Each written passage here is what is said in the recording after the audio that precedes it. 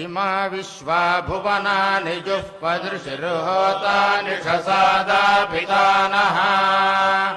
स आशिषा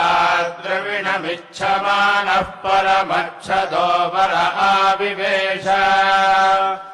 विश्वकर्मा मनसा यद्विहाय धाता विधाता परमोदसन्दृक्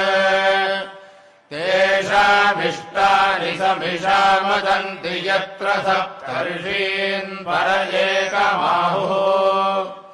यो नः पिता जनिता यो विधाता यो नः सतो अभ्यासज्जजाना यो देवानान्नामधा